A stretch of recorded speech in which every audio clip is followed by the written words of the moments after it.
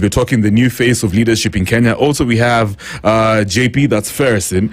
He's back right here on SpiceFM. JP, how are you doing, bro? I'm doing great, thank you. What would you have been doing on a Friday, like at a time like this? I think you know what I would have been doing, Kev. For real? Yeah, but it's been a different journey now, so interesting stuff, just unpacking new things in life. What are you working on nowadays? So first off, I was also inspired by Leaders Connect. So I've been shadowing Essy to get to learn more about what the organization does and, just to learn how to be a great leader as well. Yeah. So once I met her, I thought it was really inspiring to, learn a few tips from her as well. Right. Yeah, but in the background, we are still doing our microinsurance products, partnering with InsurTechs as well, trying to make sure we make insurance affordable for the low-income earners. You know one thing I like about leadership, yeah? Mm-hmm. Is and I keep on telling folks this, yeah, if you want to get into leadership, you got to master communication skills. True. If you cannot learn how to communicate vizuri as a leader, no one's going to believe you. You won't even know how to actually communicate your agenda, and people will just lose interest in you. True. So before I talk to you, Essy, real quick, JP, so we've been talking about communication for the longest, since I knew you from Kisumu days. Yeah. So maybe you can expound on this whole thing for communication. Mm-hmm. So for folks who are actually getting into leadership, they see themselves as leaders in the near future, what are some of the golden rules of becoming a powerful communicator? Right. Well, I think the first thing is to master oneself and understand someone's weaknesses, your own weaknesses and your strengths. Many people like to dive into the deep end without really trying to understand what they really are, and just trying to uproot those things that you feel are not really going to add value to your leadership. Confidence, for example, for you to be able to speak to people, you need that inch of confidence. You see someone shaking on stage, someone cannot be able to breathe easy. So just being comfortable in your skin and understanding that you can make mistakes, and you can master your confidence, and just speak fluently and try as much as possible to connect with the people that you're actually trying to communicate with. And I feel like there's also a disconnect. Many people don't know how to read the room, especially when they're trying to lead. So when you walk into a place, it's always good to understand, is this place hostile? Are these people keen on listening? And like I was learning a few tips about, watching people who are on their mobile phones while you're talking. I was just learning that from Essy some minutes ago. And it's important to read the room, understand what kind of people you're talking to and how you're going to deliver the communication or whatever you want to say to them. I guess also being able to do your research and understand exactly what you're saying. Know your subject. Know your subject. Don't just dive in and, thinking that you're going to magically words will appear and you'll be able to convince people if you don't have facts. Some people might be there to fact check you and they'll be like, no, it wasn't 1989. That was 1992. So you just need to really do your research on exactly what you're talking about and, get to connect people in a deeper level. So from a Kenyan context, maybe you can mention a powerful communicator and you're just like, this is the ideal for Kenyans. This is somebody that Kenyans actually need to look up to. As a powerful communicator. In Kenya, I'd say there are quite a couple powerful communicators. Let me see. I think Larry Madowo is a good communicator. Probably because of his journalism skills. So he knows. Good. So he has deliverables. Like you could listen to him, whether you disagree with him or not. You'll be able to listen to what he's saying really understand. I thought the former Safaricom CEO, Bob Collymore, was also really good. I agree. I think he had some really heavy points. Even the current CEO, Patrick Ndegwa, he's got some really amazing gems and a lot of knowledge. So I guess those are some of the people who I can think of top of the line. As really good communicators. That's amazing. Essy, what about you? Powerful communicators in Kenya? Any that you've identified? PLO. Oh, yeah. Right. He has a way with words. I can listen to him all day. Mm-hmm. Yeah, for me, I'm going to say one who's a bit radical, a bit controversial. I think Miguna's a genius. I think so too. He will state his facts and mention dates. You cannot misquote him. Yeah. Another person is the late Right Honorable Raila Odinga. Yeah, that was a good communicator. Very charming on stage. He knew how he was very relatable to the crowds. Wherever he went, people just felt like he was one of them. Right. Yeah. So off air, we were just talking about crisis. Yes. And how you were telling me how it's during a crisis that you can actually tell the type of leaders we're dealing with. Maybe you can expound on that. Oh, great. So the truth about leading during a crisis is that your leadership will not develop during crisis. Your leadership will be revealed during a crisis. Powerful. What that means is what you've been building all these years, when the crisis strikes, that's when the true you, your true leadership style will be revealed. And people love to follow leaders that are confident, leaders that are bold. You talked about confidence. Leaders that know where they're going and where they're leading their people. And you'll be surprised by how much your followers look up to you as a leader. And when you seem panicky or afraid, guess what you instill in them? Fear. I'll use the example of a parent. A parent, no matter what's going on, it's very hard for a parent to show fear to their child. Because if a parent cries, what happens? The child cries as well. And the same applies to leadership. So during a crisis, and any nation, any organization will go through a crisis. During a crisis, people won't follow what you say, but they will follow what they sense in you and what they see you do. Your energy, yeah. Your energy, absolutely. And so the best thing to do as a leader is to stay calm. To stay stoic.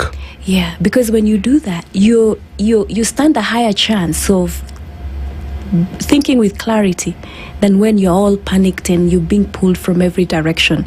And all these people are looking up to you. So let me ask you something. That's amazing how you put it, right? Because all these people are looking up to you, but at the same time, say for example, there's a disaster going on, like the floodings that we experienced in Kenya last year, and everyone's all over the place. There's a sense of panic. Kenyans lost their loved ones, like even in the family, right? You're seeing the house is flooded, yeah, but dad is still staying calm. You might portray a sense of confidence, like you were saying, and calm. That's good. But what about if the feedback is not good? You're receiving negative feedback, and guys are saying we're losing patience in your leadership. We're not seeing anything good happening. In the near future, yeah, regardless of the fact that you're calm, yeah. So basically what I'm saying is people are losing hope in, for example, your ability to mitigate the crisis, regardless of the fact that you're calm.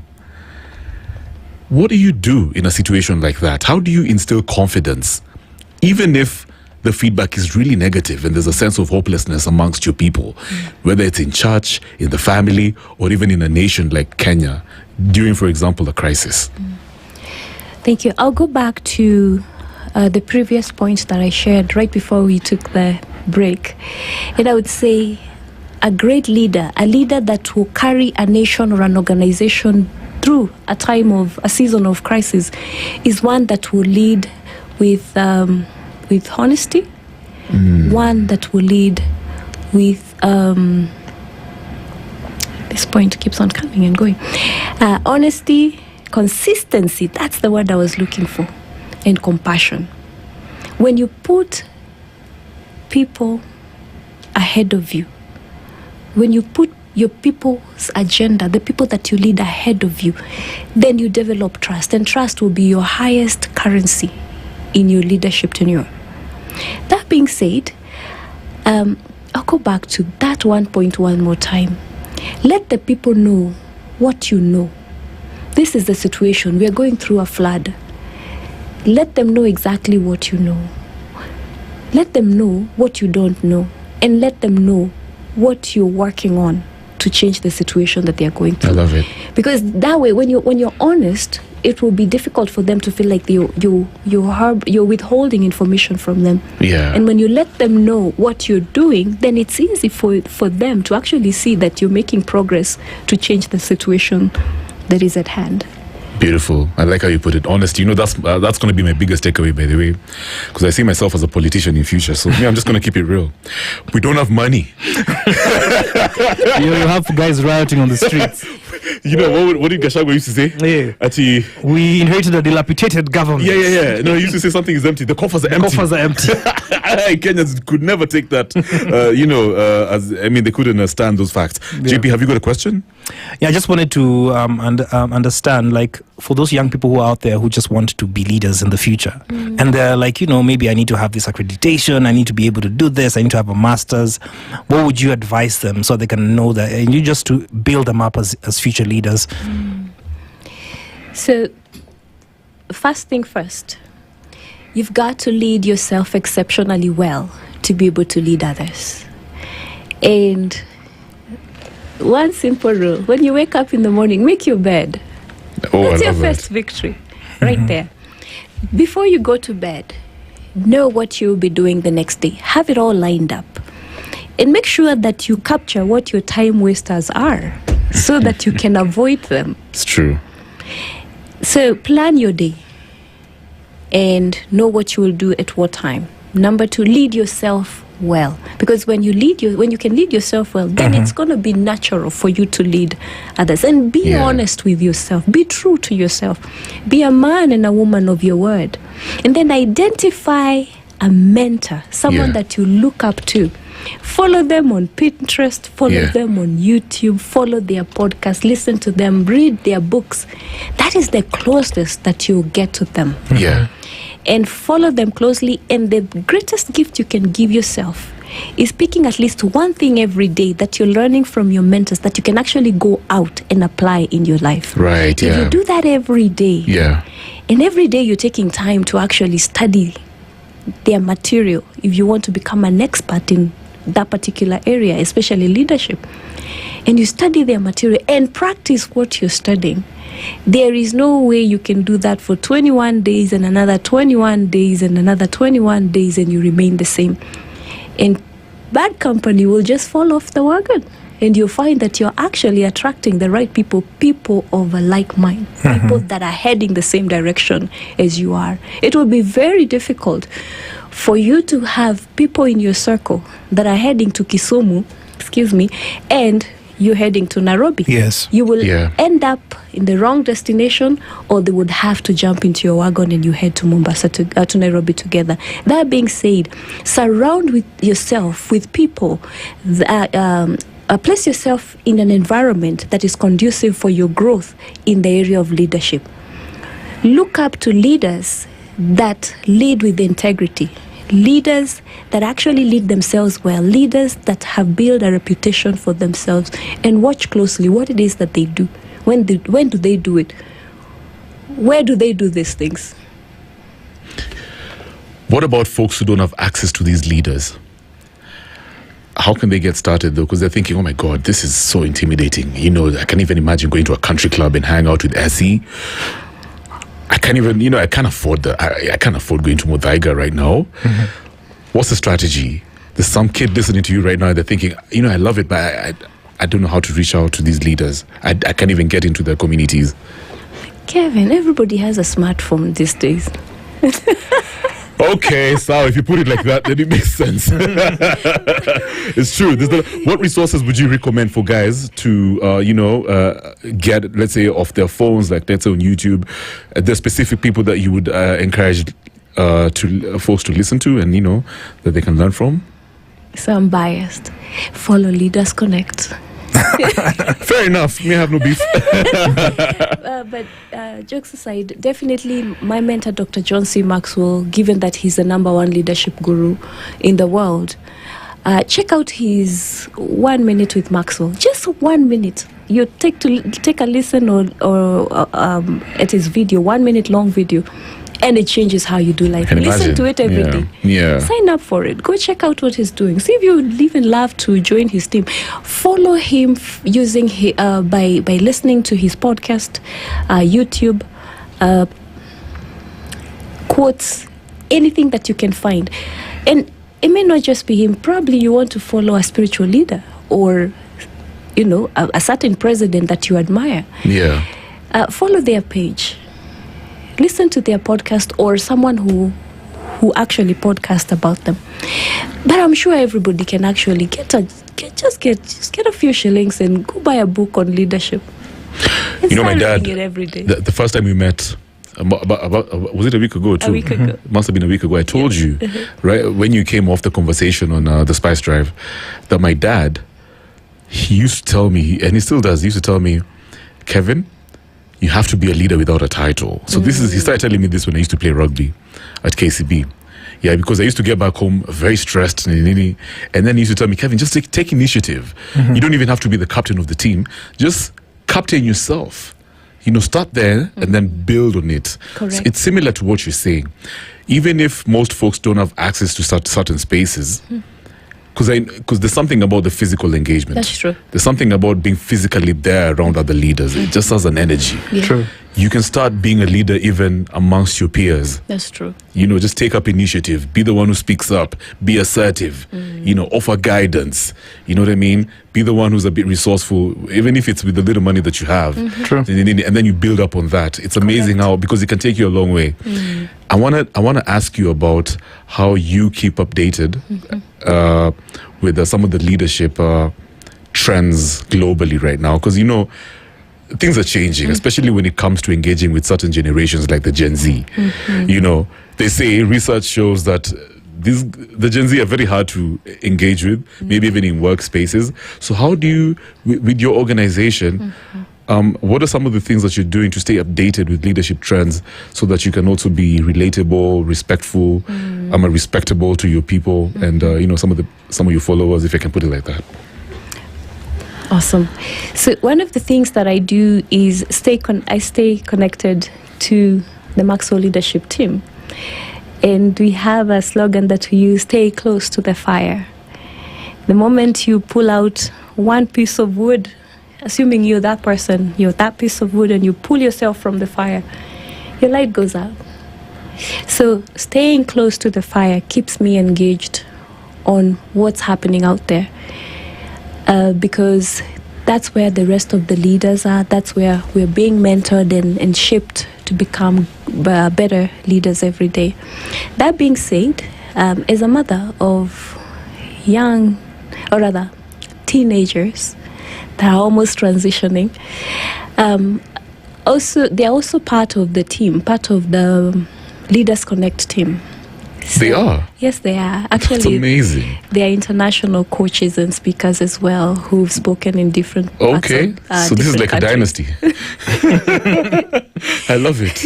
Yeah. Yeah, and they started, I got them engaged into studying podcasting at the age of 13 and 12. And they've done it until now when they are in their almost 20 years now, 20 years old. And sometimes as I sat and I listened to them talking, I would be like, oh, if I never took the time to sit and listen to them, I would never have known some of the lessons that they're teaching me now and teaching the rest of the world. What that means is we need to possess a teachable spirit, whereby we allow ourselves to learn even from toddlers. There's always something to learn, even from nature, even from animals. When we adopt that mentality that I want to learn, I want to grow, I'm not an expert in anything, and you surround yourself, you place yourself in an environment where you're always learning, you're always growing, you always select key leaders that are experts in leadership. Not only, for me, it includes youth leadership. Listen to how they're doing, what's going on in the world, how are they addressing the current issues and situations in the world, and grow with them. So that has really, really helped me to sit in youth meetings when they are learning and just sit and learn. In fact, there is a program that we were doing recently. It's called the I Choose Youth Program. It's still by Maxwell Leadership. Yeah. And I sat through the 12-week class, and it was all youth. And I say to myself, how is this youth content? We're talking about forgiveness. We're talking about making the right choices. We're talking about priorities. These are the situations that are affecting adults today. I agree.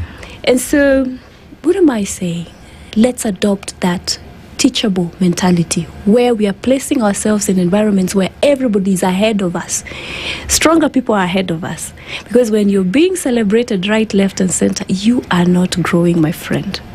But when you're in an environment where others are ahead of you, or you're feeling the need to work harder, stay up late and work harder, study more, especially for me who's in leadership training and all.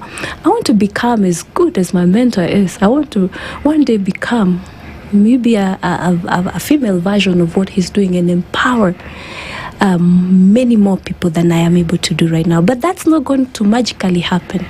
I gotta work hard. I gotta stay up late. I wake up at 3 a.m. My biological clock wakes me up every day. Oh, you don't need an alarm, isn't it? I don't. That's amazing. And I pick up a leadership book. Yeah. And I'll read maybe a chapter. Sometimes I'll doze back to sleep.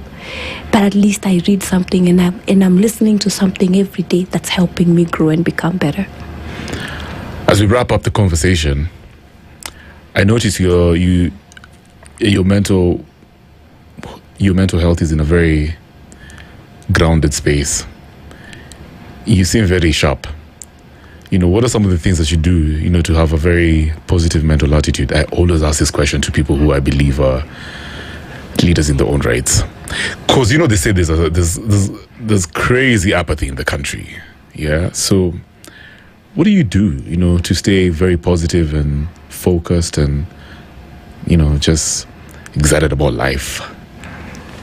There's a verse in the Bible, my guiding verse, as well as Daniel, who's watching me, and we say that, I'll just quote it, make it your ambition to lead a quiet life, mind your business, and work with your hands, just like we taught you, so that you can gain the respect of others. So I mind my business. Yeah. I stay in my lane. I don't compete with anybody. I just compete with myself and make sure that today I'm doing better than I was doing yesterday. And if at any point I fall, even if I fall every single day, one day I know that I will rise again.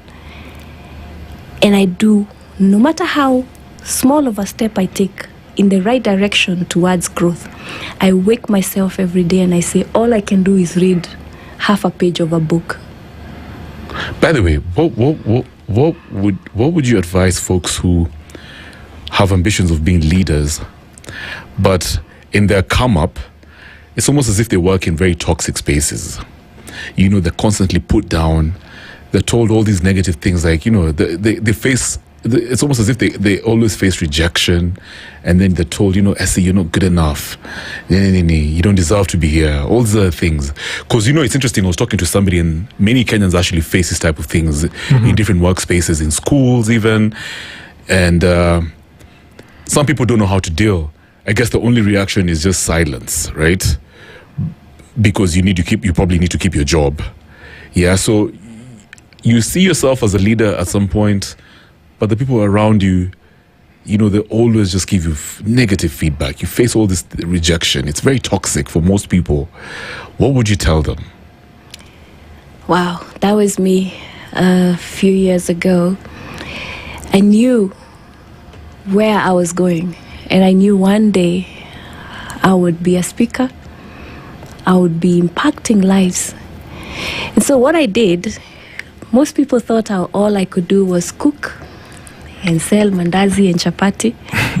And that's all they knew about me.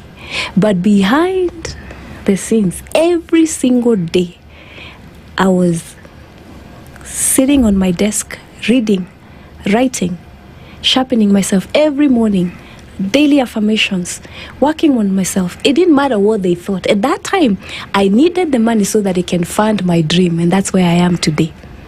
And so you may find yourself in a situation where you are in a toxic environment. Don't quit your job. You'll go hungry. You'll be homeless. But find a way of getting from where you are, but move into something else. Don't allow yourself to fall in between there, whereby you regret and wish even to go back. So there's something that Dr. John C. Maxwell talks about, a law that he talks about. It's called the law of the lead. And the law of the lead kifuniko, if the leader is at a 5 out of 10, you will never grow beyond that 4. Oh, snap. And we need to place ourselves once again in environments where we can grow. If you're in an environment where you're constantly feeling like you've reached your limit, there's no chance for you to grow. 2 things to remember. you will need to find your dream. So start working on an exit plan. Don't just leave. Slowly start working towards where you need to be. Start saving. Start doing what you need to do. Do you need to maybe come up with a side hustle? Whatever you need to do, start now. In the meantime, block your ears and find a way to stay motivated. Yeah. Because you know where you're going. If I listened to everybody at that time when all I was doing to find my dream where I am today was to, if I listened to them, I would not be here today. Yeah. But there are things that I did after the 9 to 5. That's when the real me began. And that's why I'm able to sit here today. So if that's you and you're going through that situation, you feel, maybe you're even in school and your teacher said you'll never amount to anything. Stay focused. Keep your eyes focused on the goal because you know where you need to be 4 years from now, 5, 10 years from now. Stay focused. Distract the noises. Yeah. But whatever you do, don't quit and don't give in. And keep working on yourself. Believe in yourself because I believe in you. And remember, greater days are ahead. Oh, that's how we're going to wrap up the conversation. Mm-hmm. Beautiful. And I know you've learned a thing or two. You out there, you at the back over there, seated there. Yeah, listening to us right now. Thank you so much for coming through, Essy Daniels. For folks who want to, host you on their own platforms or maybe partner with you or in one way or the other, probably work with you, join your organization, how can they reach out to you? You can reach us through www.leadersconnectltd.com. You can also find us on our social media platforms. You can reach me personally as Essy Daniel on all social media platforms, or you can also find us as Leaders Connect on all social media platforms, or you can actually call us. Our phone number is 0733 leader. What does that mean? What happened to the digits? If you look at your phone, you'll see where the leader. If you spell the word leader, you'll see the numbers that come with that. That's an easy way for you to remember. That is so creative. Who does that? That is so creative. Yeah. I love it. Thank you so much for coming through. JP, it's been real, man. Absolutely. What's your final word when it comes to leadership, bro? Also trust in God. Yeah. God gives you direction in leadership. Simple as that, isn't it? Yeah. It's amazing how the Bible has so many lessons when it comes to leadership. Absolutely. We always take that for granted. I like to read the Bible as well. So I like it that you mentioned the, God. Yeah. Yeah, that's good stuff. Yes. So, Essy, once again, thank you so much for coming through. It's been real. Sawa, we're going to keep it moving. Right now, it's 19 minutes after 9 on a Freaky Friday. Let's get this party started. Treat Her Like a Lady by The Temptations. Alafu tukirudi, The Grey Zone. Twende kazi. SpiceFM.